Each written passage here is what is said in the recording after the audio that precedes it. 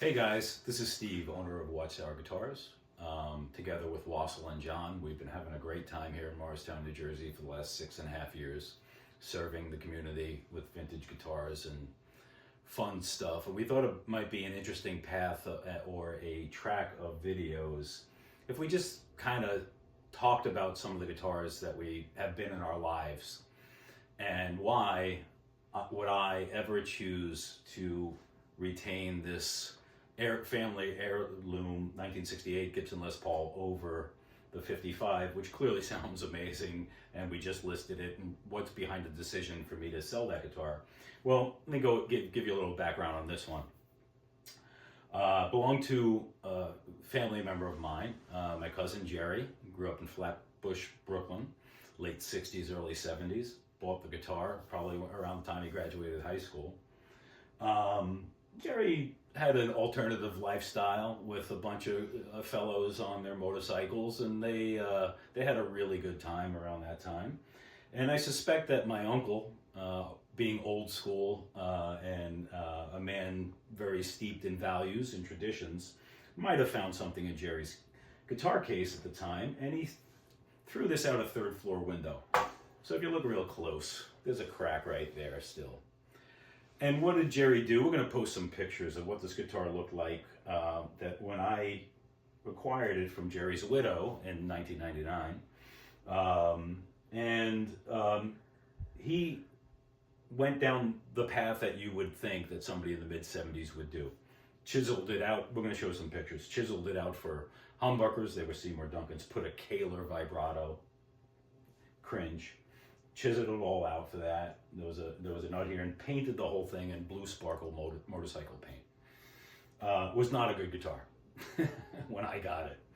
I decided that I was going to restore it in loving memory of my cousin and as a family heirloom, and I brought it to Mark Simon, a wonderful luthier from Bridgewater, New Jersey. He was an original Mandolin Brothers guy. That's where I bought my first guitar in 1980.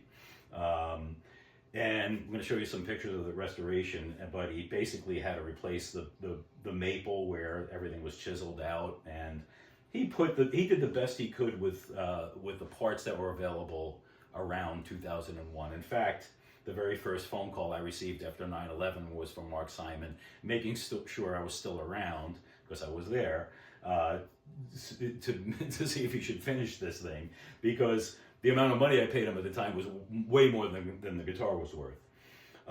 So he put Duncan pickups and all parts, and he did the best he could. Really, the guitar still wasn't quite up to snuff. Cut to last year, and my dear friend Dan Strain, Dan O'Caster Guitars, he sourced some 1956 P90s for me. And we got an original ABR1.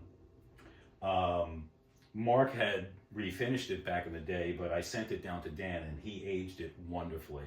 It came back dialed in. Wow. New life. The guitar never sounded so good. And around that time, we also acquired this 1955, and I was like, oh, of course I'm going to keep this guitar. And it is a fantastic guitar, quite frankly, better sounding than the one I'm choosing to keep. But why would I choose to keep that? Well, it's in my blood. It's in my family. I have a personal connection to the guitar. It was a 25-year journey of restoration, some pitfalls along the way. We learned a lot, put a great harness in it. And you know what? It's going to be with me the rest of my life, and it belongs in my family. And sometimes you make these decisions as a collector, as a player. Yeah, it's a better guitar, but this is my guitar.